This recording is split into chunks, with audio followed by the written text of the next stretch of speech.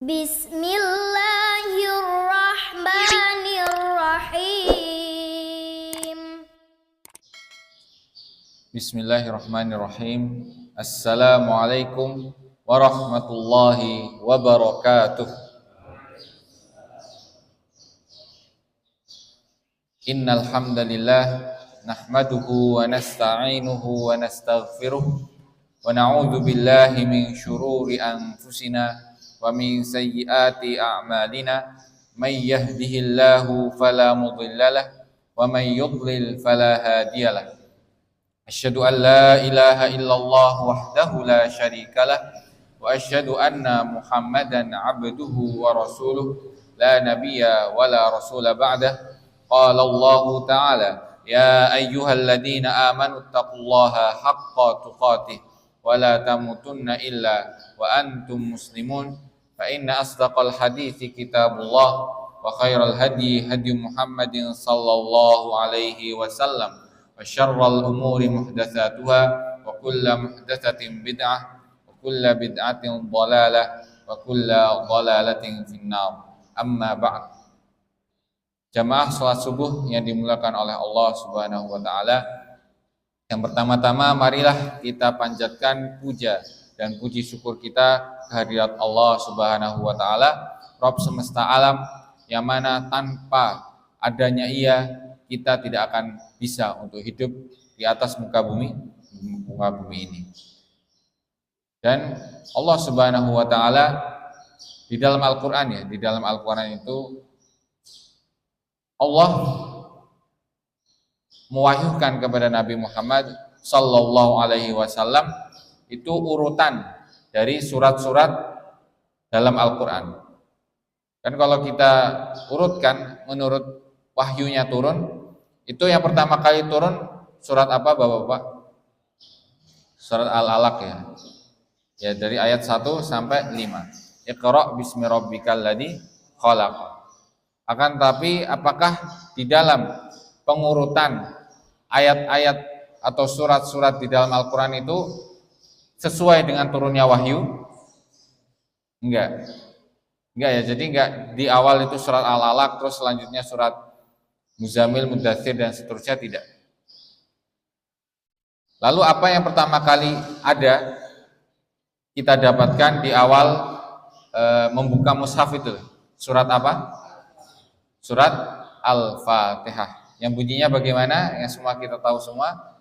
Bismillahirrahmanirrahim. Alhamdulillahirabbil alamin. Yang ini mungkin bisa jadi memiliki makna atau hikmah yang tersirat bahwasanya setiap sesuatu kita memulai kehidupan kita, awalilah dengan itu tadi, rasa syukur kita kehadiran Allah Subhanahu wa ta'ala. Memulai hari, bangun tidur, udah kita harus bersemangat dalam memulai hari dengan rasa apa? Rasa syukur kehadiran Allah Subhanahu wa ta'ala. Sehingga apa? Sehingga kita bisa memulai hari ini dengan semangat, dengan giat dan seterusnya. Dan tentunya rasa syukur ini tidak sekedar hanya di ucapan saja, melainkan ada tiga cara. Tiga cara untuk mengungkapkan rasa syukur kita ke hadapan Allah Subhanahu wa ta'ala. Yang pertama melalui apa? Melalui hati kita. Salah satu contohnya, kalau melalui hati kita ya, rasa syukur itu meyakini bahwasanya segala sesuatu yang kita dapatkan, yang kita raih, yang ada di muka bumi ini datangnya dari siapa? Dari Allah Subhanahu wa ta'ala. Segala kenikmatan, mau bentuknya itu fisik maupun non fisik, kebahagiaan dan lain sebagainya, semuanya datang dari siapa? Allah Subhanahu wa ta'ala. Nah, apabila kita meyakini bahwasanya semua itu datangnya dari Allah Subhanahu wa ta'ala, itu salah satu cara bagaimana kita mengungkapkan rasa syukur kita kehadiran Allah Subhanahu wa ta'ala. Karena ternyata banyak di luar sana yang menganggap segala kekayaannya, segala kekuatannya, jabatannya dan seterusnya hasil dari jerih payahnya sendiri. Jadi orang-orang inilah yang Allah Subhanahu wa ta'ala mengancam mereka bahwasanya mereka ini telah kufur nikmat Allah Subhanahu wa ta'ala. Kemudian juga dengan hati kita selalu berhusnudzon, berprasangka baik kepada Allah Subhanahu wa ta'ala, bahwasanya segala apapun yang datang di hadapan kita, yang kita raih ini semuanya insya Allah baik. Semuanya insya Allah baik. Mau rezekinya misal masuk PTN ya, mau unsud, mau UMP, mau masuk di IAIN dan seterusnya, itu semua adalah rizki, nikmat dari Allah Subhanahu wa ta'ala, dan itu adalah yang terbaik bagi kita.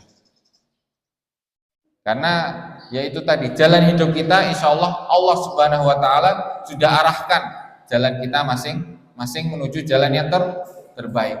Apabila kita selalu taat kepada Allah, menjauhi kemaksiatan dan seterusnya.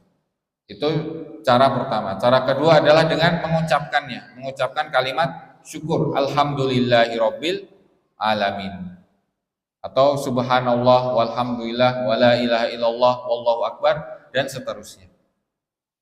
Ini cara yang kedua ya. Jadi membasahi lisan kita dengan mengucapkan rasa syukur kita kepada Allah Subhanahu wa ta'ala. Kemudian yang ketiga adalah dengan perbuatan kita, dengan amal soleh kita, entah itu dengan sholat kita, dengan sedekah kita dan seterusnya. Nah, insya Allah dengan tiga cara ini kita sudah mengungkapkan rasa syukur kita kepada Allah Subhanahu wa ta'ala, yang mana apabila kita mengungkapkan rasa syukur kita, Allah Subhanahu wa ta'ala pasti akan menambah nikmat-nikmat yang telah Allah berikan kepada kita. La in syakartum la azidannakum. Apabila kalian bersyukur maka atas nikmatku, maka akan aku tambahkan kenikmatan tersebut. Wala in kafartum, akan tapi apabila kalian kufur, mengingkari kenikmatan yang telah aku berikan kepada kalian, inna adabi lasyadid, sesungguhnya adabku amat sangat pedih. Kemudian salawat serta salam tak lupa kita curahkan kepada Nabi kita, Nabi Muhammad sallallahu alaihi wasallam, beserta para sahabatnya, para pengikutnya hingga akhir zaman kelak, yang mana insya Allah kita semua yang di masjid ini betul-betul dan benar-benar menjadi atau termasuk umatnya Nabi Muhammad sallallahu alaihi wasallam, yang tentunya kita semua ingin menjadi pengikutnya beliau, orang yang paling kita idolai, orang yang paling kita ingin ikuti tata cara kehidupannya, jalan tempuhnya menempuh kehidupan yang berat ini. Jamaah sholat subuh yang dimuliakan oleh Allah Subhanahu wa ta'ala, sebelum kita lanjutkan ke materi selanjutnya ya, kita bahas sedikit mengenai apa yang sudah kita sampaikan sebulan yang lalu. Kira-kira masih pada hafal atau sudah dilupakan Bapak-bapak? Masih ingat tidak? Ya, yang pertama kita bahas itu mengenai as-sunnah ya. As-sunnah, karena dulu kita sudah bahas tentang Al-Qur'an. Kan taraktu fikum amrain in tamassaktum bihima lan tadillu ba'di abada, kitabullah wa sunnati. Jadi Rasulullah SAW pernah bersabda, tidak aku tinggalkan kecuali dua perkara, yang apabila dua perkara itu kalian pegang, kalian ambil sebagai suatu pedoman, insya Allah kalian itu tidak akan tersesat selama-lamanya. Apa itu? Kitabullah, kitab Allah Subhanahu wa ta'ala, Al-Quran dan As-Sunnah.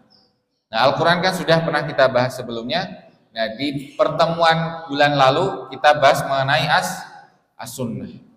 Apa itu As-Sunnah? Yang kita jelaskan, mungkin kita ringkas ya sebelum kita lanjutkan. As-Sunnah menurut ulama fikih itu apabila kita kerjakan kita mendapatkan pahala, jikalau kita meninggalkannya tidak apa-apa. Itu menurut ulama fikih. Kemudian ulama usul fikih mengatakan bahwasanya sunnah itu adalah dasar kedua dari pengambilan sumber rujukan agama Islam. Kan pertama apa? Al-Quran, kemudian As-Sunnah.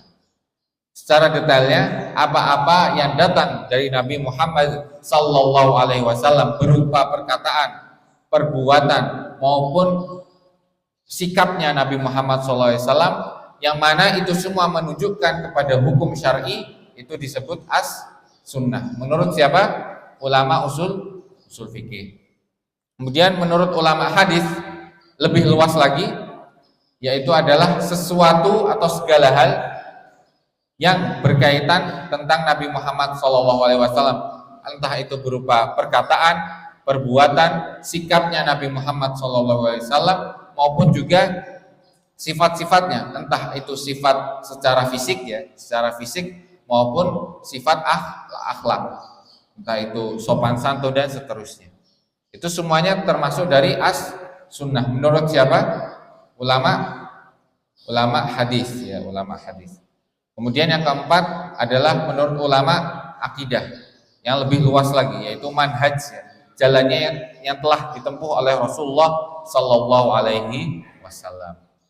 Kemudian juga kita bahas keterkaitan antara as-sunnah dengan Al-Quran.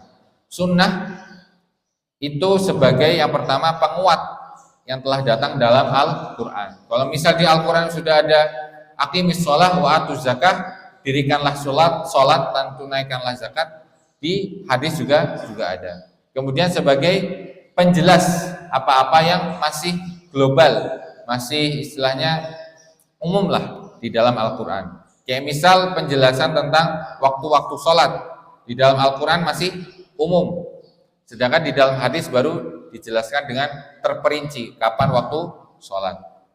Kemudian yang ketiga adalah sebagai pelengkap apa yang belum disebutkan di dalam Al-Quran. Contoh adab masuk ke masjid atau adab ke kamar mandi dan seterusnya. Keterkaitan antara as-sunnah dan Al-Quran itu ada 3 tadi ya, sebagai penguat, penjelas dan pelengkap. Kemudian juga sudah kita bahas mengenai hadis. Hadis itu kan ada yang mutawatir, masyhur, aziz dan ahad. Yang mana itu merinci kepada jumlah yang meriwayatkan.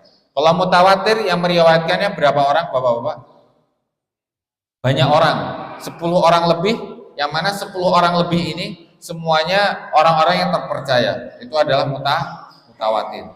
Masyhur itu kurang dari 10, aziz itu cuma 2, kemudian gharib itu adalah hadis yang diriwayatkan oleh satu orang.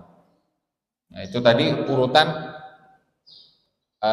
kekuatan atau istilahnya keabsahan suatu hadis berdasarkan apa? Jumlah yang meriwayatkan. Yang mana kalau hadis mutawatir itu sudah pasti sahih ya, sudah pasti diterima oleh kita semua. Yang permasalahannya adalah hadis ahad atau hadis yang diriwayatkan oleh hanya beberapa orang saja. Misal hadis masyhur atau hadis aziz dan hadis gharib, hadis asing lah istilahnya. Yang mana ini diriwayatkan oleh satu orang, seperti hadis innamal a'malu binniyat. Itu hadis gharib, contoh hadis gharib, hadis yang asing lah, yang diriwayatkan oleh satu orang. Jadi Umar, sahabat Nabi Muhammad SAW ini, beliaulah satu-satunya yang meriwayatkan hadis tentang niat. Nah, apakah diterima oleh kalangan kaum muslimin hadis-hadis seperti ini? Karena kan kalau misal kita itu dapat kabar ya dari kantor gitu kan, besok nggak masuk gitu, tapi kabarnya itu dari satu orang saja. Kabarnya dari siapa? Satu orang dan satu teman kita. Nah, apakah kabar ini langsung kita terima? Sedangkan teman-teman yang lain nggak ada yang ngomong seperti itu. Diterima tidak? Diterima atau tidak? Ya baina-baina gitu kan. Mau kita terima takutnya beneran masuk malahan, atau kita nggak terima dan seterusnya. Nah, ini yang menjadi pokok masalah bagaimana kita menyikapi hadis-hadis itu ya, hukum-hukum hadis. Apakah hadis ini sahih, hadis ini dhaif atau hadis hasan. Nah, sudah kita sebutkan beberapa ya mengenai persyaratan sebuah hadis, bagaimana hadis ini menjadi hadis sahih. Hadis yang bisa kita terima menjadi landasan amal kita. Yang mana hadis itu menurut istilahnya kekuatan kesahihannya itu menjadi 5. Yang pertama apa? Sahih lidzatihi. sahih karena dirinya sendiri, kemudian sahih li ghairihi, sahih berdasarkan yang lainnya, kemudian hasan li dzatihi, hasan berdasarkan dirinya juga, yaitu hadis ini, kemudian hasan li ghairihi, hasan karena yang lain, kemudian dhaif. Yang mana insya Allah kita akan jelaskan terperinci satu per satu. Yang pertama sahih li dzatihi ya. Sahih li dzatihi. Dia sahih, dia benar karena kesahihannya dari dirinya sendiri. Itu ada 5 syarat. 5 syarat. Yang pertama apa? Keadilan seseorang. Jadi perawi kan satu hadis itu bisa diriwayatkan oleh 5 orang biasanya, bersambung. Itu setiap perawinya itu harus adil. Yang dimaksud adil itu apa? Dia selalu bertakwa kepada Allah Subhanahu wa taala dan juga menjaga kehormatannya, menjaga muruah dia. Jadi selalu taat kepada Allah Subhanahu wa taala, beribadah kepada Allah Subhanahu wa taala dan menjauhi kemaksiatan, dan begitu pula dia istilahnya di dalam masyarakat itu mengutamakan adab, sopan santun. Kan kalau ada kan orang yang ibadah terus tapi sopan santunnya kurang. Ada yang adabnya bagus, sopan santunnya bagus tapi nggak pernah ke masjid gitu misalkan. Kan ada. Dan semua itu harus dikumpulkan oleh seorang perawi atau orang yang meriwayatkan hadis, yang menyimak atau menyampaikan hadis. Yang sudah pernah kita contohkan ya, bagaimana ulama-ulama zaman dahulu mengidentifikasikan seseorang. Ini orang ini bagaimana sih? Apakah ia terpercaya? Apakah ia orang yang jujur dan seterusnya? Karena setiap perawi, setiap periwayat hadis itu memiliki istilahnya julukan masing-masing. Kan dibagi oleh para ulama. Sebagian ulama menjadikan orang-orang yang meriwayatkan hadis ada 13 tingkatan. Yang paling bagus, yang paling tinggi siapa? Sahabat. Sahabat. Jadi kalau misal ada perawi kan misal berurutan ya. Kita misalkan contoh hadis tentang sholat jamaah. Biar lebih mudah, ada gambarannya. Diriwayatkan oleh Imam Bukhari ya. Imam Bukhari an Abdullah ibni Yusuf an Malik an Nafi an ibni Umar an Nabi sallallahu alaihi wasallam qala salatul jamaah tufaddilu salatul fardhi bisab'in wa ishrina darajah. Jadi Imam Bukhari meriwayatkan dari gurunya siapa? Abdullah ibnu Yusuf dari Imam Malik, kemudian ke atasnya Imam Nafi, terus kemudian sahabat Ibnu Umar. Terus atasnya lagi siapa? Rasulullah Shallallahu Alaihi Wasallam. Tentang apa? Keutamaan sholat jamaah. Sholat jamaah melebihi sholat yang dikerjakan sendiri sebesar apa? 27 derajat. Nah ini ada 5 ya, ada 5. Pertama siapa? Abdullah ibni Yusuf. Ini gurunya Imam Bukhari. Kemudian Imam Malik, Imam Nafi, dan Ibnu Umar. 4 ya, 4 kan? Nah, dari keempat ini harus semuanya itu periwayat yang adil, jujur, terpercaya, hafalannya kuat dan seterusnya yang kita akan jelaskan nanti. Misal yang bawa Abdullah bin Yusuf, salah satu ulama yang diriwayatkan hadis darinya Imam Bukhari. Ya, Imam Bukhari mengambil periwayatan hadis dari beliau dan tentunya terpercaya. Kemudian di atasnya Imam Malik bin Anas, salah satu ulama madhab yang 4. Itu juga terpercaya tentunya dan hafalannya kuat. Kemudian yang atasnya Imam Nafi, seorang tabi'in yang tentunya telah dimasyhur lah, apa itu istilahnya, keilmuannya dan seterusnya. Atasnya lagi Ibnu Umar, seorang sahabat. Kemudian Rasulullah SAW. Ini salah satu contoh hadis sahih ya, hadis sahih. Jadi periwayatnya itu adil semua. Dan yang paling adil itu adalah sahabat. Yang kalau misal datang ini, sahabat ini meriwayatkan ini, dan sahabat ini sudah pasti hadisnya sahih, gitu ya. Nggak ada sahabat itu suka bohong dan seterusnya, itu nggak ada. Atau misalkan suka bermaksiat dan lain seterusnya. Jadi setiap sahabat itu periwayatannya diterima. Lalu siapakah sahabat? Yang dimaksud sahabat itu siapa kira-kira? Definisinya seperti apa Bapak-bapak? Definisi seorang sahabat Nabi Muhammad sallallahu alaihi wasallam itu seperti apa?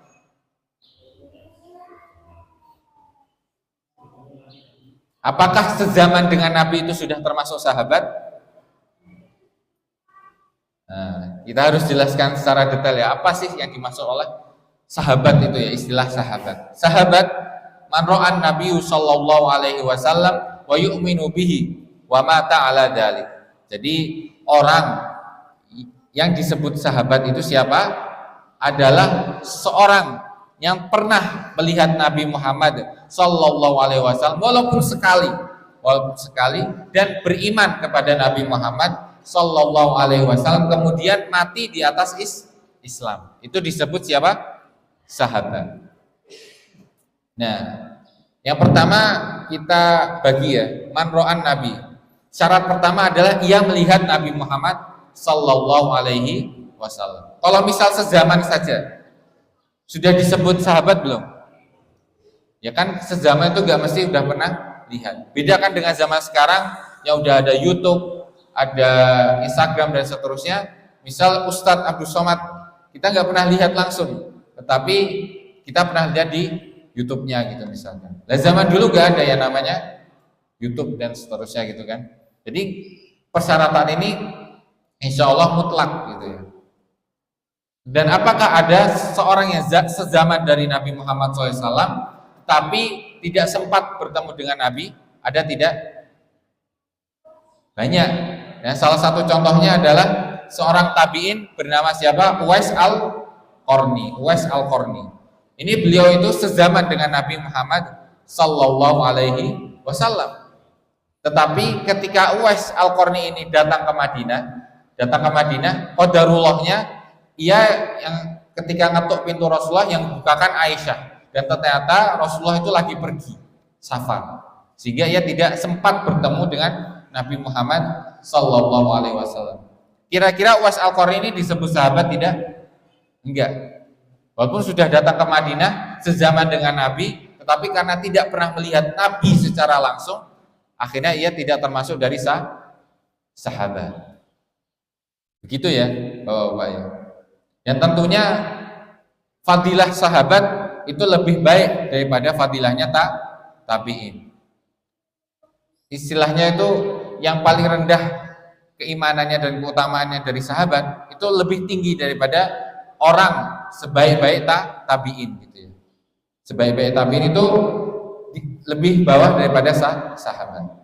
Jadi itulah salah satu fadilah keutamaan seseorang yang pernah melihat Nabi Muhammad SAW saja gitu ya. Baru melihat itu sudah derajatnya tinggi. Kalau apa? Kalau memenuhi syarat yang kedua, wa yu'minu bihi, beriman kepada Nabi Muhammad SAW. Karena ada orang-orang yang pernah melihat Nabi tetapi tidak beriman kepada Nabi Muhammad SAW. Contohnya siapa? Abu Jahal, Abu Lahab dan seterusnya, yang tidak bisa kita masukkan ke dalam kriteria sahabat. Walaupun awalnya kafir ya, tidak masuk Islam, tetapi setelah beberapa saat masuk Islam dan dia masuk Islamnya tatkala Nabi masih hidup, itu bisa disebut sebagai sahabat. Contohnya seperti Abu Sufyan yang masuk Islam di Fathu Makkah ya, pembukaan kota Makkah. Kemudian ada Muawiyah anaknya dan seterusnya. Lalu bagaimana seseorang yang bertemu dengan Nabi Muhammad dalam keadaan kafir gitu ya. Tetapi ketika Nabi wafat, masuk ke zaman kekhilafahan, dia masuk Islam. Kira-kira masuk tersebut orang ini termasuk dari sahabat bukan? Jadi pas ketemu Nabi, pas lihat Nabi, itu dia belum beriman. Tetapi ketika Nabi sudah wafat, dia baru masuk Islam. Nah, kira-kira dia ini termasuk sahabat bukan Bapak-bapak?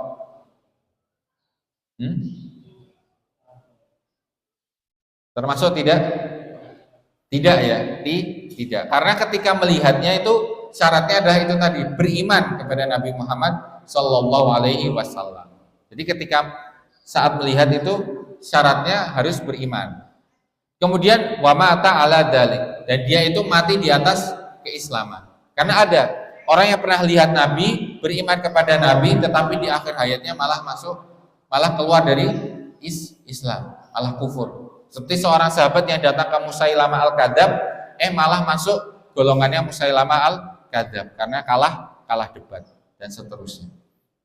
Nah, jadi sahabat sudah jelas ya 3 syarat ini. Pertama, pernah melihat Nabi, yang kedua dia beriman kepada Nabi, dan yang ketiga adalah mati di atas Islam. Inilah seorang sahabat. Jadi sahabat seperti itu ya Bapak-bapak ya.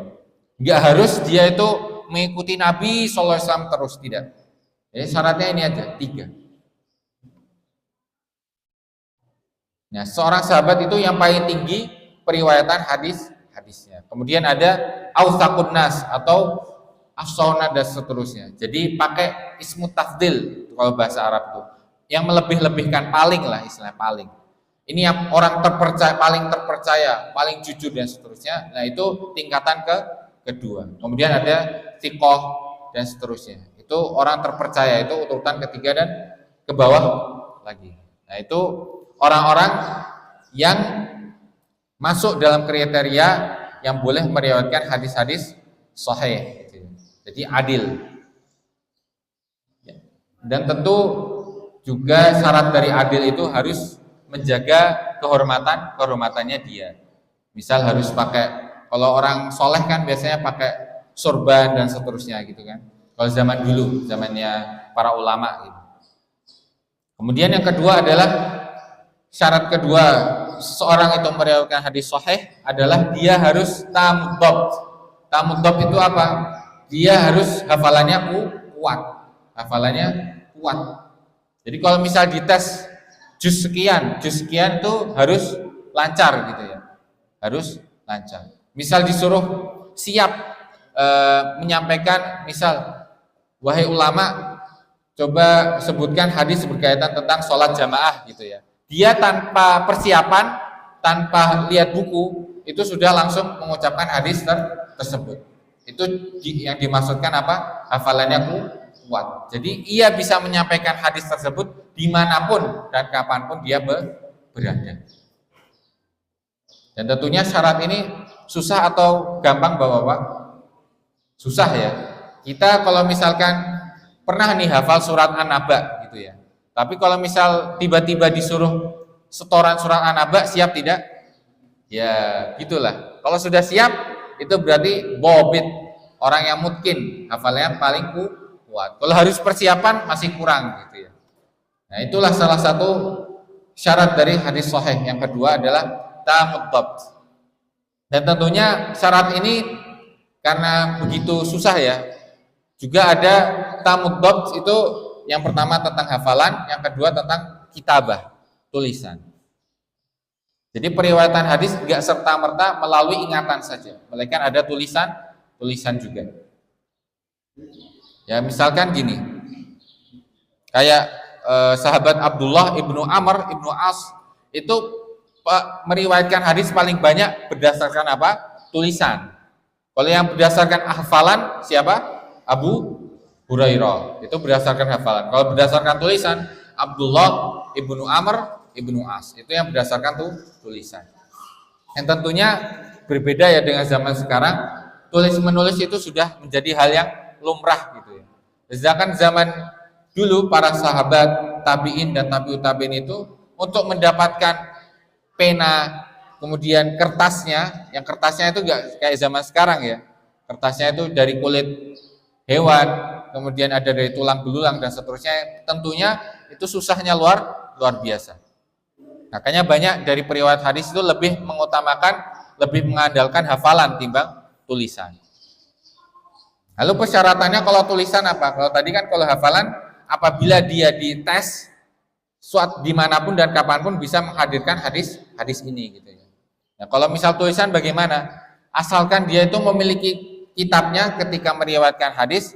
Jadi ketika mengucapkan hadis qala Rasulullah SAW, kitab bukunya itu ada di hadapannya, kemudian tulisannya jelas dan benar-benar tulisan tangannya sendiri. Nah, itu contoh periwayatan hadis berdasarkan kitabah tulisan. Nah, itu syarat kesahihan yang kedua. Kemudian yang ketiga adalah bersambungnya sanad. Bersambungnya sanad atau bersambungnya silsilah orang-orang yang meriwayatkan hadis. Karena hadis itu ada dua rukun ya Bapak-bapak ya. Jadi ada pertama itu sanad, yang kedua itu matan. Sanad itu apa? Sanad itu adalah kumpulan dari orang-orang yang meriwayatkan hadis. Kayak misal kita contohkan yang tadi ya. An Abdullah ibni Yusuf, an Malik, an Nafi, an ibni Umar, an Nabi Sallallahu Alaihi Wasallam. Jadi dari Abdullah ibni Yusuf, dari Imam Malik, dari Imam Nafi, kemudian dari Abdullah ibni Umar. Ini disebut apa? Sanad. Jadi sambung menyambung seorang dari orang yang lain gitu ya. Jadi hadis ini kan dari omong ke omong gitu ya. Disambung menyambung. Seperti orang yang itu kan ada gamenya gitu ya. Dibariskan 10 orang, yang belakang mengucapkan sesuatu, yang depan harus sesuai dengan hal itu. Nah, seperti itu. Jadi dari bawah urut dan harus tersambung. Gak ada putusnya satu sama lain. Jadi Abdullah bin Yusuf benar-benar bertemu dengan Imam Malik, Imam Malik benar-benar bertemu dengan Imam Nafi, dan Imam Nafi benar-benar bertemu dengan sahabat Abdullah bin Umar. Nah, ini disebut namanya muttasil sanad, tersambungnya sanad, yang mana ini salah ketiga ya, syarat ketiga dari contoh syarat hadis sahih. Ini kan yang pertama periwayatnya harus adil, yang kedua hafalannya harus kuat, yang ketiga sanadnya itu bersambung. Lalu bagaimana kita mengetahui sanadnya atau periwayatnya ini sambung menyambung, saling mendengarkan satu sama lainnya? Bagaimana Bapak-bapak? Jadi kita bisa melihat guru-guru dari perawi ini atau murid-muridnya. Biasanya dituliskan oleh para ulama talamid wa masyayikh. Setiap ulama itu biasanya dituliskan siapa sih guru-gurunya dan siapa sih murid-muridnya. Itu cara yang pertama. Cara yang kedua adalah dengan melihat tahun kematiannya. Tahun kematiannya. Misalkan si A meninggal tahun 2023 misalkan. Kemudian si B itu baru lahir di 2024. Kira-kira bisa bertemu tidak Bapak-bapak? Nggak bisa bertemu. Jadi harus lihat sezaman lah istilahnya, sezaman. Paling enggak sezaman, karena kalau sezaman masih mungkin bertemu. Kemudian yang ketiga adalah dengan melihat tempat tinggalnya, domisilinya lah istilahnya. Yang satu di Spanyol, yang satu di Irak, kira-kira mungkin bertemu tidak? Susah gitu ya, apalagi zaman dulu nggak ada pesawat terbang atau mobil-mobilan dan seterusnya, nggak ada. Jadi bisa dilihat dari tempatnya. Itu bagaimana cara kita mengetahui apakah si ini menyimak dari si ini langsung. Seperti itu. Karena banyak orang-orang yang istilahnya itu menyembunyikan seorang perawi, yang namanya istilahnya itu tadlis ya, mudallis. Ya, meriwayatkan itu dia misal dari A, B, C ya. Perawi A, perawi B, perawi C. Meriwayatkan sebuah hadis. Perawi A ini punya murid B, kemudian perawi B punya murid perawi C gitu ya. Nah, perawi B ini orangnya lemah. Lemah hafalannya, kemudian lemah juga istilahnya amal ibadahnya dan seterusnya. Tetapi perawi C ini juga pernah ketemu sama si A. Pernah ketemu sama si A sezaman juga. Tetapi dia meriwayatkan hadis ini dari si B. Nah, supaya dia dianggap hadis yang dia riwayatkan itu sahih, bagaimana caranya? Dihilangkanlah si B dari sanadnya. Jadi C langsung ke A. Dan dia ini C ke A ini sezaman sebenarnya, sezaman dan pernah bertemu. Tetapi ketika bertemu tidak dialog tentang hadis ini gitu ya. Nah, apakah hadis ini termasuk hadis sahih? Enggak termasuk hadis sahih. Karena dihilangkan salah satu perawinya. Siapa tadi perawi B yang lemah tadi. Kalau misalkan kita munculkan perawi B, kelihatan lemahnya hadis tersebut. Bagaimana caranya kita mengetahui kok bisa ada hadis B? Karena kan biasanya kitab hadis itu A langsung ke C langsung ke A gitu ya. Kan di situ di hadis itu nggak ada B. Kok tiba-tiba kita bisa munculkan nama B gitu ya. Bisa kita lihat tentang pertama periwayatan murid-murid yang lain. Si A ini punya punya guru S lah misal S ya S atau A itu punya murid selain B gitu. A punya murid selain B. Misal ada J, I dan seterusnya. Nah, murid-murid A yang J dan I ini nggak pernah meriwayatkan hadis yang diriwayatkan oleh B ini, gitu ya. Jadi nggak pernah meriwayatkan hadis tentang B. Misal tentang hadis tayamum, si I dan J nggak pernah meriwayatkan hadis tayamum dari A, cuma B doang.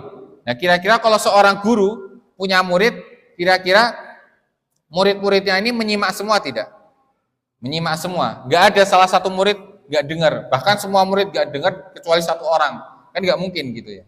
Nah, ini salah satu cara bagaimana kita mengetahui itu tadi tadlis ya, perbuatan curang seorang rawi. Dan masih banyak lagi caranya ya yang tidak bisa kita sebutkan karena keterbatasan waktu. Itu syarat yang ketiga adalah kesinambungan sanad. Dari rawi ke rawi itu nyambung satu sama lainnya. Dan tentunya banyak ya hadis-hadis dhaif, hadis-hadis lemah yang kalau misal kita lihat sanadnya itu ternyata hadis lemah. Ya contoh hadis lemah yang banyak ya, apalagi mau masuk bulan Ramadan nih, sumu tasihhu. Berpuasalah kalian maka kalian akan sehat. Itu termasuk hadis yang lemah ya, karena sanadnya nggak kuat. Dan masih banyak lagi contoh-contoh hadis dhaif, hadis-hadis yang lemah.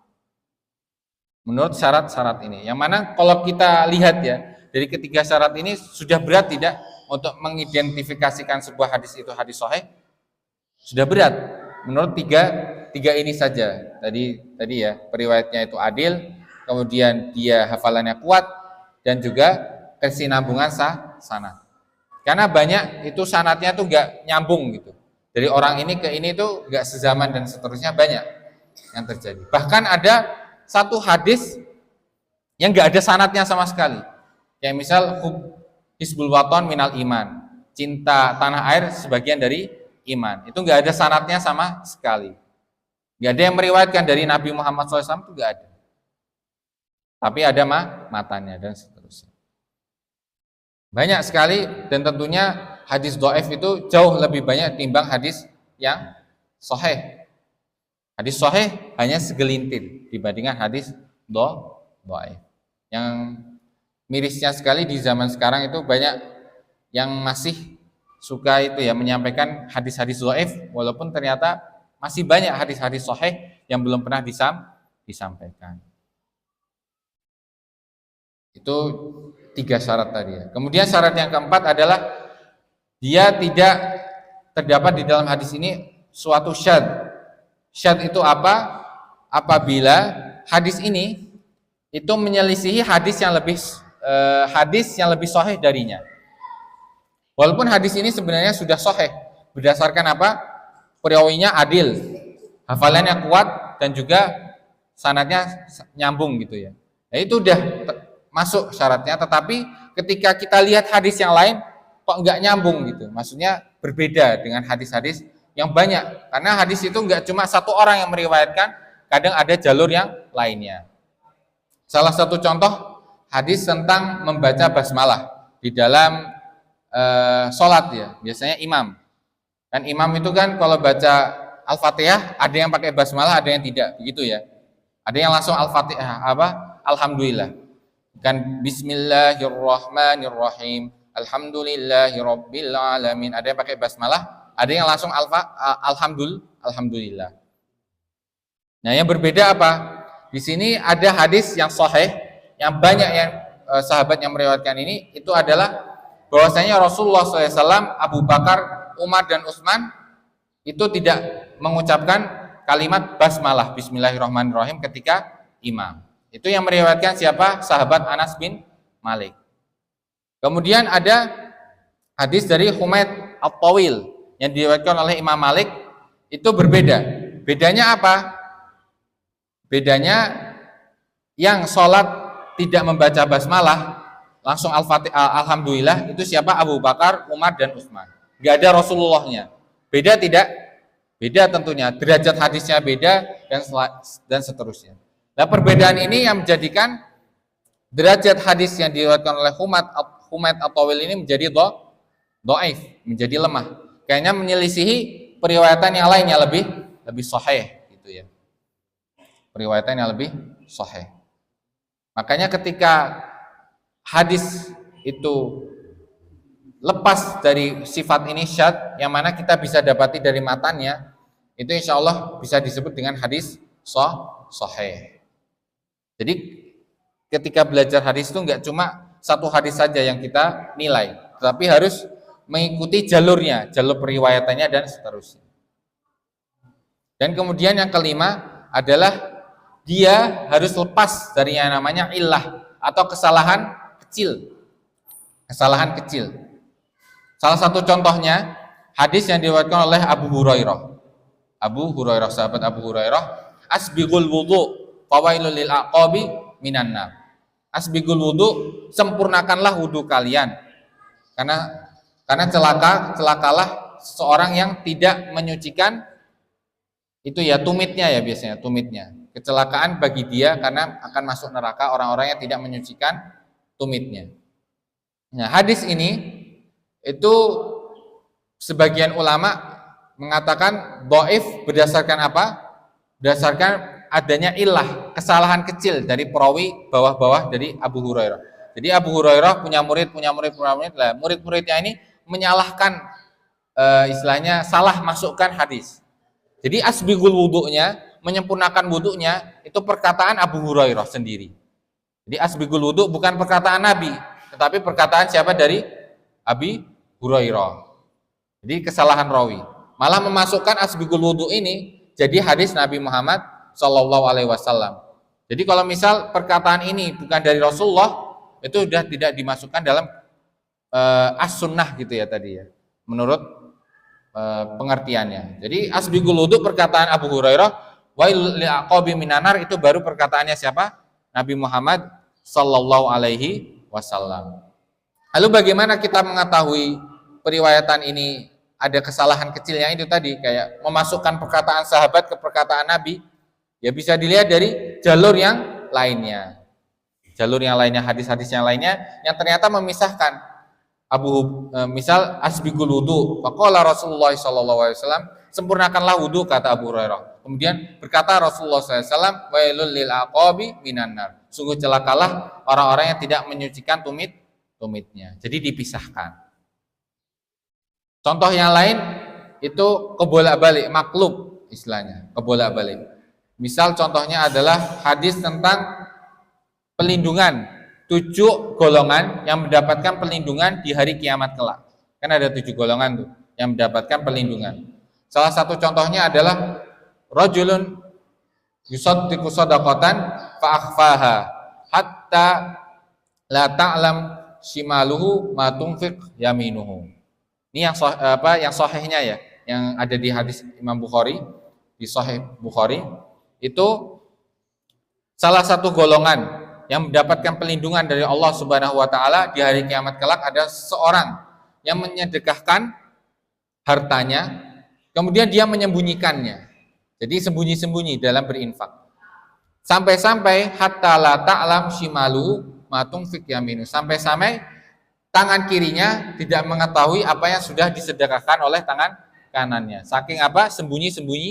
Sembunyi-sembunyinya itu tadi. Bahkan satu sama lain tangannya itu enggak saling tahu. Nah, bagaimana contoh maklumnya, contoh kebaliknya yang ada diriwayatkan oleh Sahih Muslim ya, di Imam Muslim itu ada hadisnya. Jadi kebalik. Yang awalnya tadi sampai tangan kirinya tidak mengetahui apa yang disedekahkan tangannya, kebalik. Tangan kanannya tidak mengetahui apa yang sudah disedekahkan tangan kirinya. Itu ada di Sahih Muslim. Jadi kebalik periwayatannya. Nah, itu sudah bisa dilihat bahwasanya itu hadis yang dhaif karena tidak selamat dari ilah itu tadi, dari kesalahan kecil dari seorang rawi. Dan tentunya bagaimana caranya kita mengetahui hadis-hadis itu tadi? Ya caranya yaitu tadi menelusuri jalur-jalur periwayatan hadis yang lainnya. Karena misal nih hadis tentang niat, innamal a'malu binniyat, itu lafadznya nggak cuma satu Bapak-bapak. Ada yang bin niyah doang. Kan niat dan niyah itu beda artinya. Ada yang lafadznya lain lagi. Karena ya periwayatan hadis itu gak harus dari lafadznya itu plek seperti Al-Quran. Ya Al-Quran kan qul a'udzu birabbin nas malikin nas. Kalau misal ada yang lain selain dari itu dan riwayatnya salah, ya harus kita salahkan karena lafadznya tidak sesuai. Walaupun apa? Maknanya sama. Berbeda dengan hadis Nabi Muhammad sallallahu alaihi wasallam. Kalau lafadznya berbeda tapi maknanya masih sama secara keseluruhan, itu masih dianggap hadis. Karena untuk menghafal lafadz persis satu sama lainnya itu ya susah betul. Orang kita menghafal hadis itu susah ya. 10 hadis itu wah luar biasa beratnya. Apalagi 100 hadis, 1000 hadis bahkan dan seterusnya. Ya tentunya kaum muslimin yang hafal sampai 1000 hadis itu kira-kira banyak atau sedikit Bapak-bapak? Sedikit ya. Kalau di masjid ini yang paling banyak hafalan hadisnya siapa kira-kira? Kalau hadis kan, kalau Quran biasanya bisa ya di itulah apa namanya diukur lah berapa juz gitu. Tapi kalau hadis kan enggak. Nah ini susahnya mengidentifikasikan, menyatakan ini orang ini hadis ini banyak nih periwayatannya gitu kan. Jadi makanya boleh meriwayatkan hadis berdasarkan maknanya saja. Asalkan maknanya masuk boleh. Tapi kalau menyeleweng sedikit, nah itu udah nggak boleh. Seperti itu ya. Yang tentunya ini adalah syarat hadis sahih lidzatihi. Sahih berdasarkan hadis ini sendiri. Maksudnya dia berdiri sendiri dan dia sudah sahih berdasarkan 5 syarat ini. 5 syarat ini. Nah, seperti Imam Bukhari, Imam Muslim di dalam kitab-kitabnya, di dalam Sahih Bukhari dan Muslim, ya syarat hadis sahih ya harus memenuhi 5 kriteria ini.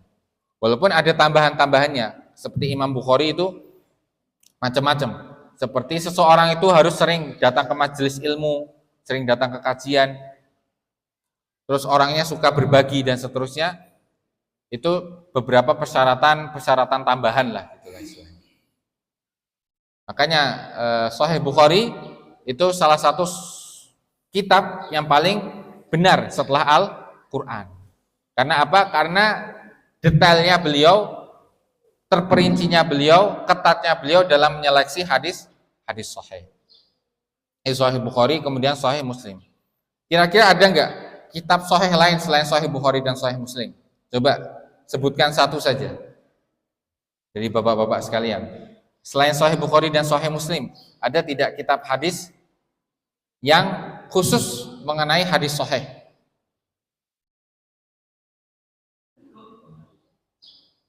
Kayak misal Sunan Abu Dawud, Sunan Tirmidzi itu masuk hadis-hadis sahih tidak? Kitab-kitab hadis sahih tidak? Nah, Sunan Abi Dawud, Sunan Tirmidzi, Sunan Nasai, Sunan Ibnu Majah, kira-kira masuk tidak Bapak-bapak?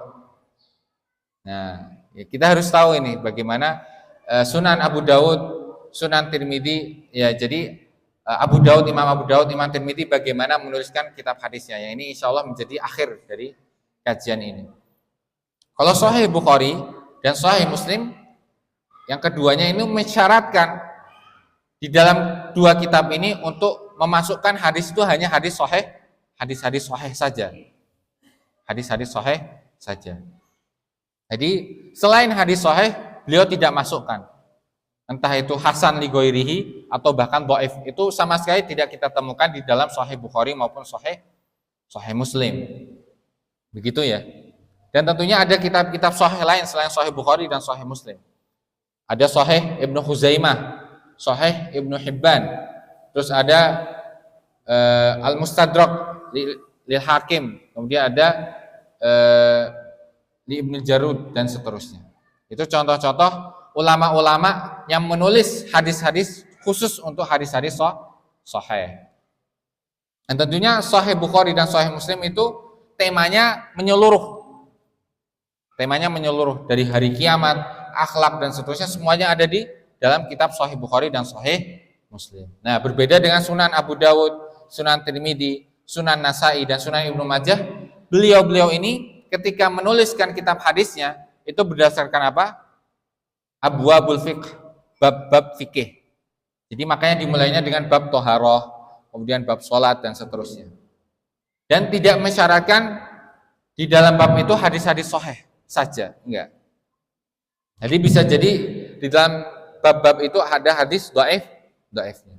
Tetapi beliau-beliau ini ketika memasukkan hadis itu tetap diambil yang paling sahih. Misalkan bab sholat jamaah. Kalau misalkan ada hadis sahih dan hadis dhaif, yang diambil hadis mana? Yang hadis sahihnya dan ditaruh di paling atas. Begitu seterusnya. Nah, kalau misalkan dalam suatu bab nggak ada kita dapatkan tuh hadis sahih yang menerangkan tentang bab ini. Bagaimana beliau meletakkan hadisnya? Ya yang paling kuat berdasarkan pengamatan beliau.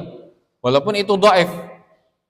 Jadi beliau tetap taruh hadis tersebut di dalam kitabnya. Tetapi hadis tersebut itu adalah yang paling kuat di dalam bab ini. Misal bab tayamum atau bab membasuh alas kaki dan seterusnya. Nah, itu ditaruh paling atas berdasarkan apa? Berdasarkan kekuatan hadis tersebut.